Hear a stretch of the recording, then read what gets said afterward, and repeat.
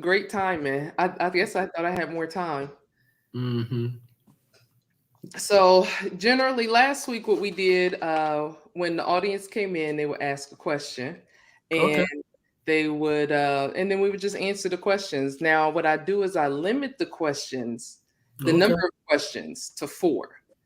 So last Okay. week we had four really good questions, and some of them we knew the answers to, some of them we didn't. But How many people can get on here? 10, or is it unlimited?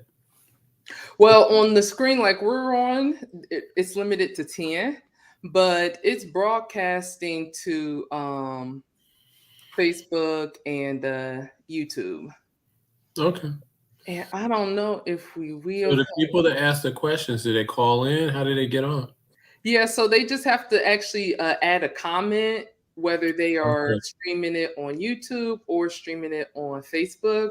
They Hmm. just add a comment, and once they send the comment, then it pops up. Hmm. Here's a couple of examples. Let's see, I don't have any. This is an example. So live viewer comments show up on StreamYard. This is an example. So if you're here, there's about 10 people watching right now. So if you're here, you can ask your question in the chat.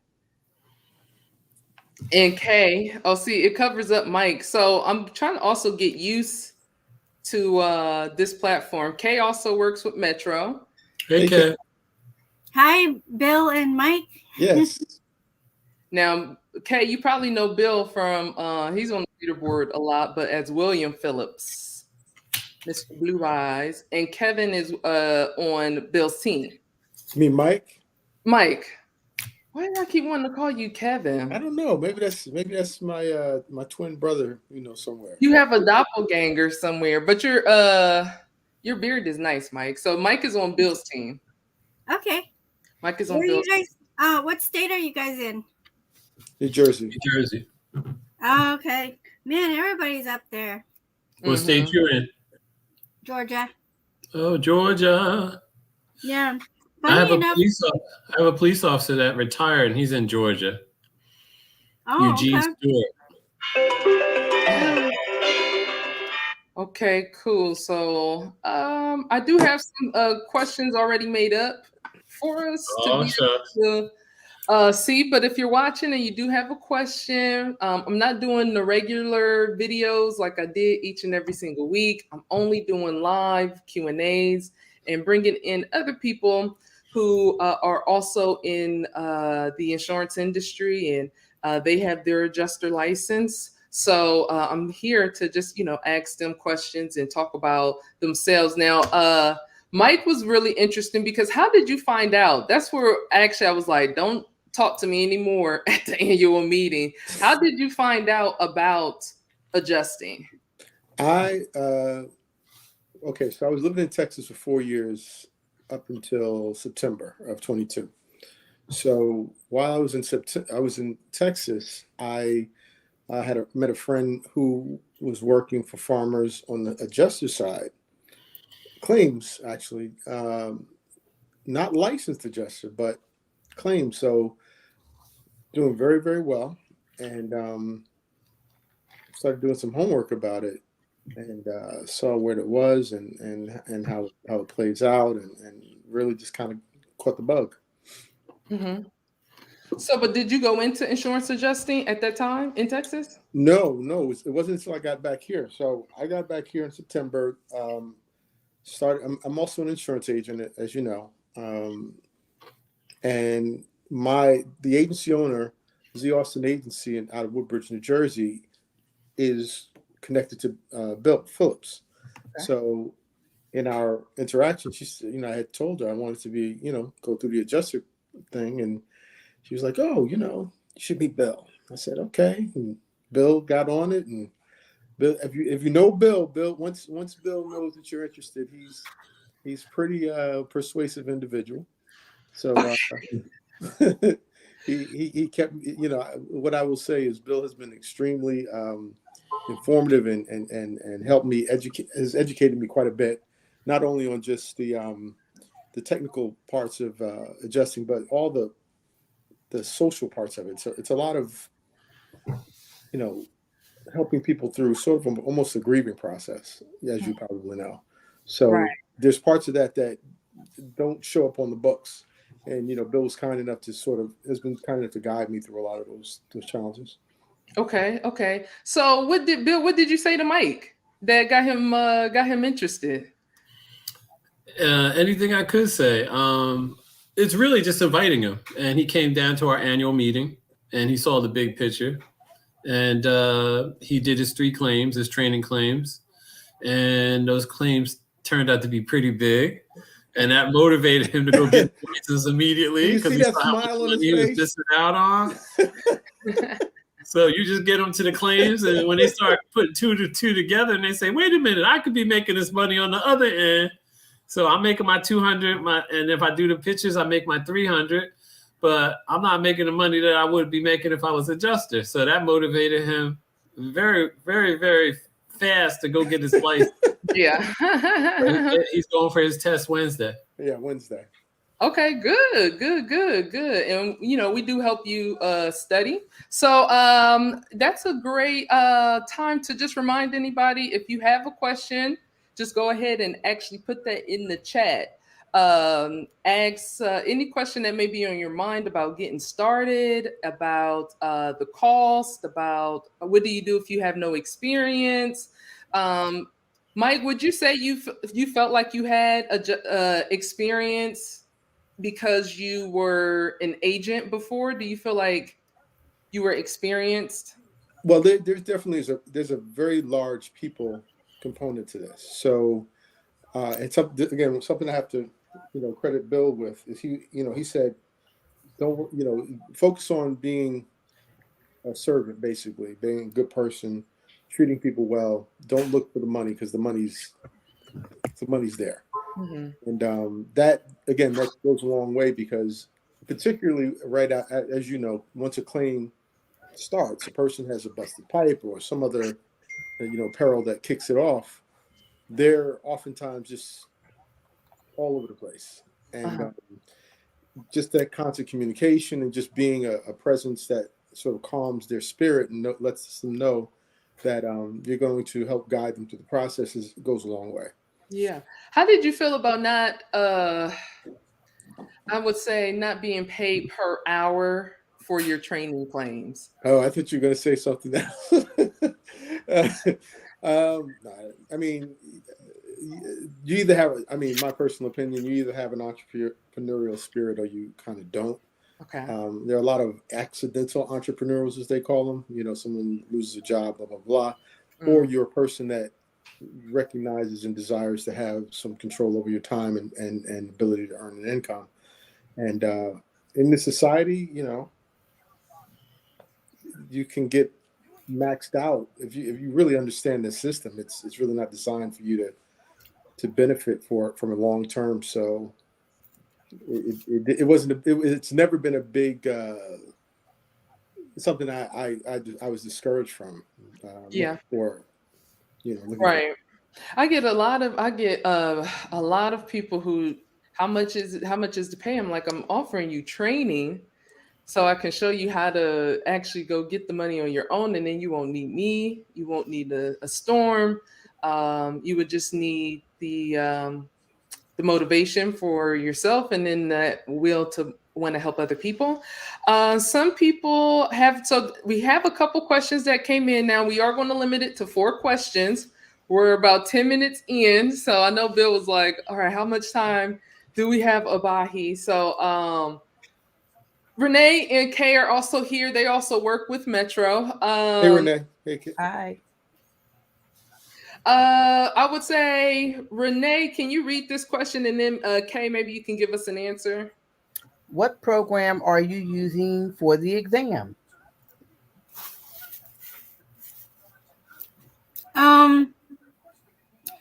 Each state is different. I'm not exactly sure what you mean by program, but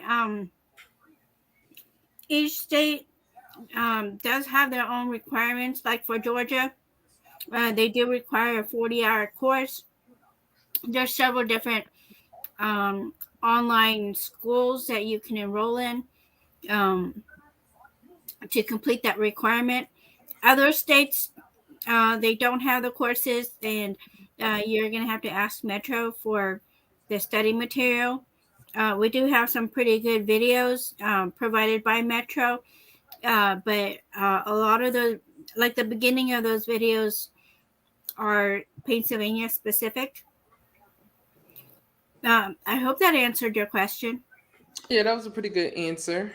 So there's a lot of different programs when it comes to the exam. For public adjusting, you don't need to take a 40-hour course except if you live in Georgia. So there's also 40-hour programs out there. Question that I see that came up. So I think this was a good question that I saw asked too. Yeah, perfect. What would you need from us to get started? So Bill, I think you've been with Metro the longest. What would you say is most needed from somebody who wants to get into adjusting? That's a good question, RCM Decor. I would say that you need an entrepreneurial spirit, like Mike said. You need to be self-motivated. It's not one of those careers where we are going to be on your back every second. The study materials are there. We have a staff at Bensalem, Pennsylvania, which is our office, our home office. And they are there to help you 24/7, I would say, because even after they close at 5 o'clock, they're still logging in claims for us after you become licensed. But there's study materials like the other lady said, and there's a lot of back office stuff that we have, a lot of videos. We have a thing called Rapid Funnel that will help you get started and help you see a lot of, there's other resources in Rapid Funnel, which costs like $1 for like 3 months. But there's just, I'm a people's person. So to get started, you need to be a people's person. You need to go find other people that need help and you help them. So whoever your sponsor is, you just stick by them and they'll take you by the hand and they will do 3 training claims with you. And they will show you what a training claim is. They will show up and they will be there every step of the way. Awesome. So that's question 2, and I think I asked the question. So 3, I think we should do one more, and maybe we'll do a bonus. So thanks so much. That was a pretty good answer. I'm looking at this one. Great. How much is the training? Renee, tell us, how much is the training? That's the best part. It's free. We provide free training, so you don't have to worry about paying 1 penny. And we don't sell anything, so we are available 24/7 for you. So if you need us, we're available. We are your sponsor and your trainer, and we will be able to assist you no matter what and what you need to learn. Yep. Does that help? Yeah, that was pretty good. And then I think just this last one from Shitara Grant.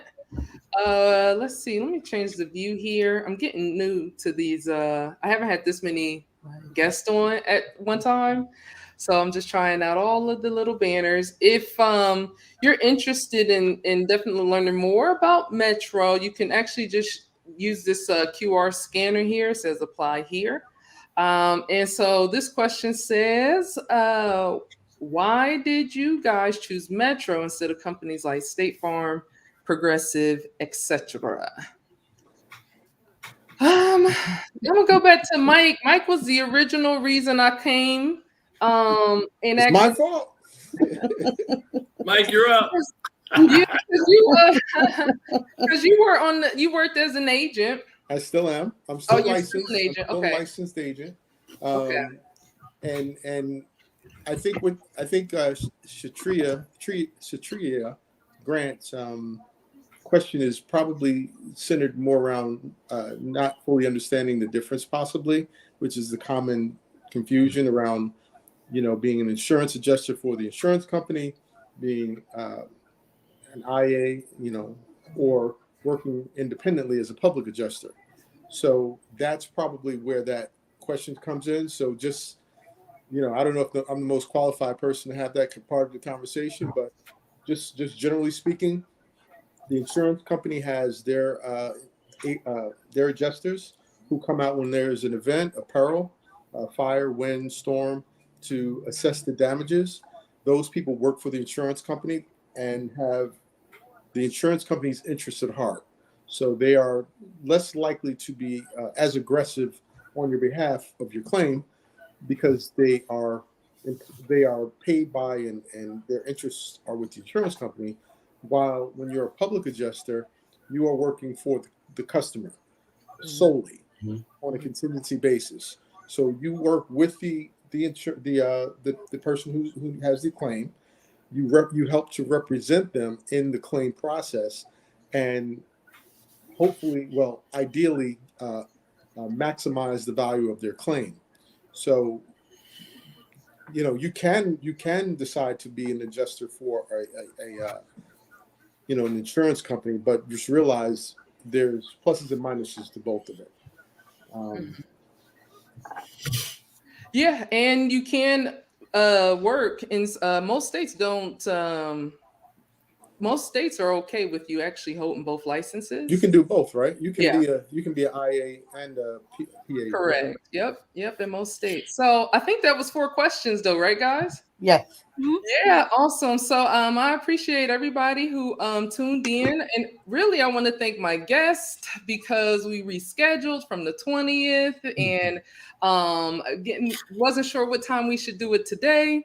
So I appreciate Mike coming out and Will for being early. He was the first one in. Kay and Renee, thanks for your participation too. If this is something that you guys want to see more of, just make sure you share and give this to somebody who is thinking about the industry. Let's open up the conversation. I think not a lot of people know about all aspects, just like Mike explained. So that was a real good piece. Y'all might want to rewatch that. Thank you so much. My name is Abahi, and if I could help you make money in this very lucrative industry, would you let me? See you guys next time.